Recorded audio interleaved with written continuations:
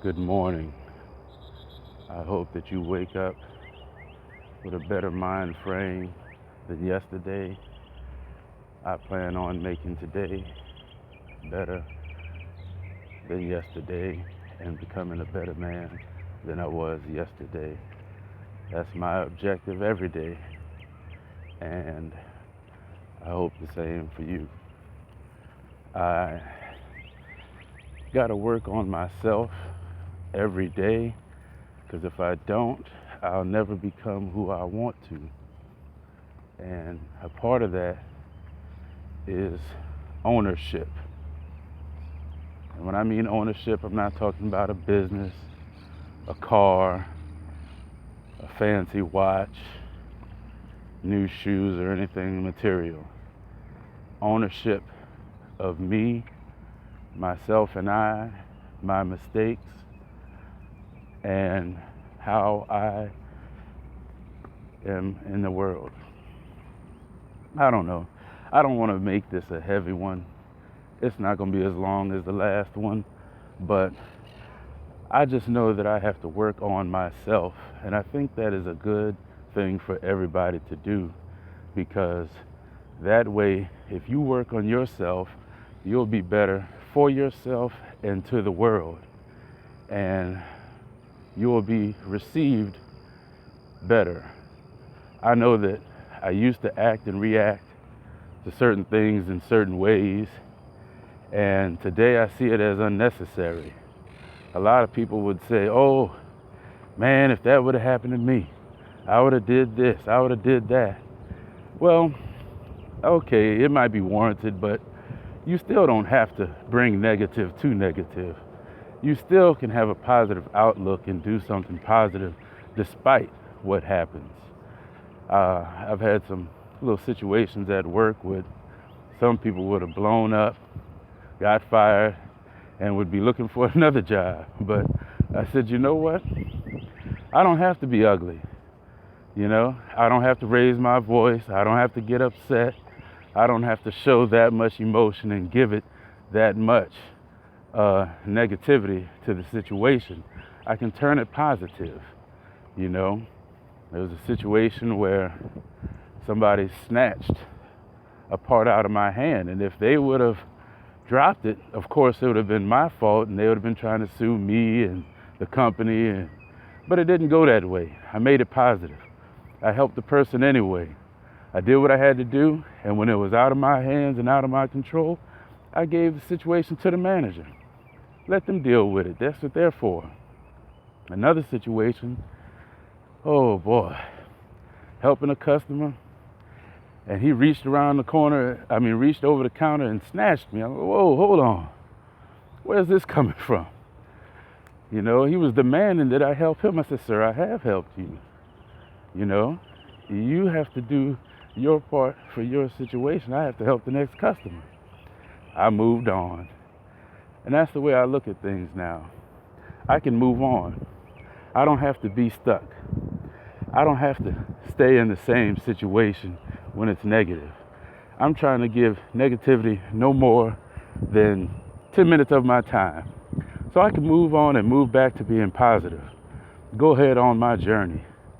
And, I can't tell you what to do, how to do, but I'm setting an example for me, myself, and I first, and then maybe the next generation who watches me. It's not my job to be a parent to anybody's child, but I do have a nephew, and I want to be the best example to him, because he's coming up in a world of different times. Some things have not changed, and some things won't change, but there's a whole lot in this world that has. There's more distractions, more going on at a rapid pace. And I just hope and pray that these generations behind me find a more positive outlook. They had one high school, their graduating class altogether earned $4.3 million in scholarships. Good morning. And wow, that's just amazing.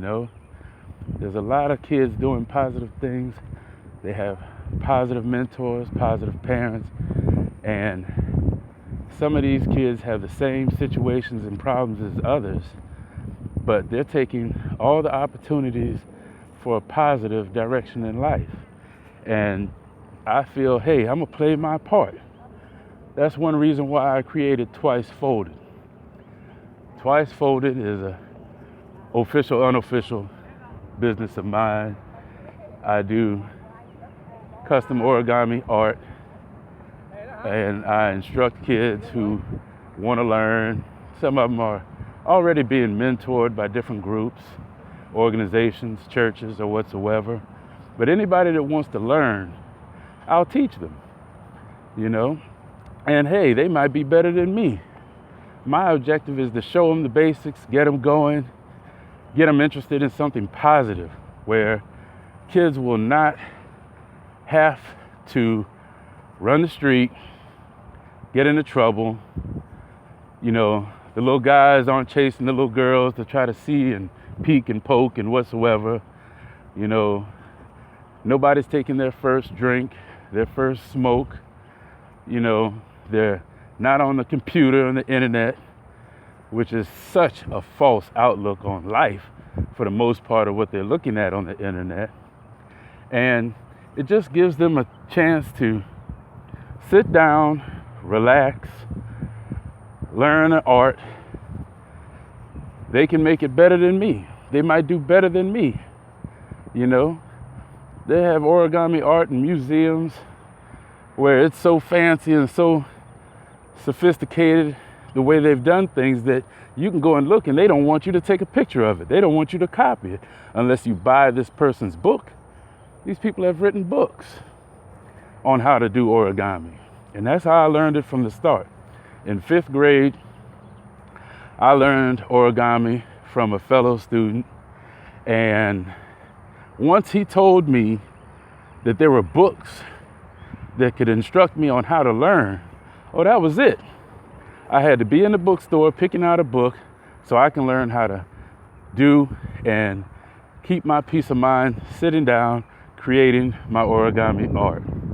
So if you'd like to, you can go to Twice Folded on Facebook and check it out for yourself.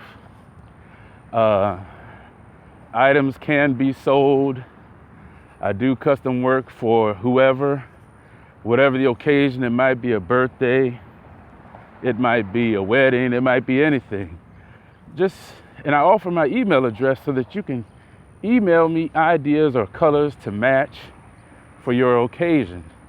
And yes, I sell, and you know, I'm can make a profit of it, but my prices aren't outrageous. I'll work with you, you work with me. It all depends on the supplies, and the time has to be put in to do it. But overall, my objective is to give people something they can do and have a peace of mind. You can do it anywhere. Library, Starbucks, it doesn't matter. You can do it anywhere. It's paper. You can put it in a folder, take it on the go, sit down. You could be waiting on the bus. You could be anywhere. But while you're doing that, you're concentrating, you're using math, geometry, you know, you're learning something, you're focused, and you're focused on something positive. You're not out there doing something that you don't have any business doing, experimenting, exploring, getting into trouble. Your parents don't have to worry about you. You're in the library, you're at the school, you're in the summer program, or whatsoever. Or you're at the church youth group. You know, wherever it is you are, you're doing something positive, something you can learn and get creative, and you might surprise yourself. You know, I have surprised myself, but I just try to keep it going. And to tell you the truth, I give away more art. I give away more art than I can keep account of. And I don't mind. I brighten somebody's day. You know, my objective is to turn a smile into a bigger smile, turn a frown into a smile. You know, I do it because it's one of the things that God tells me to do. There's been times where I want to say, oh, I'm not going to do it. And you know what? God says, buy some more paper and do it again. Give 3 or 4 more. Give 3 today. Give 4 tomorrow. Or whatever it is, you know. My next project, I have to make masks for the youth group of my church to give to their fathers. And I'll get started on that today. And, you know, like I said, my objective is to be a better man today, better than I was yesterday. Handle a situation today better than I did yesterday. And I feel that once doing so, that I have made my presence in the world as a positive person, and somebody can look at that and say, well, you know what? I want to be positive too. Thank you, and have a good day.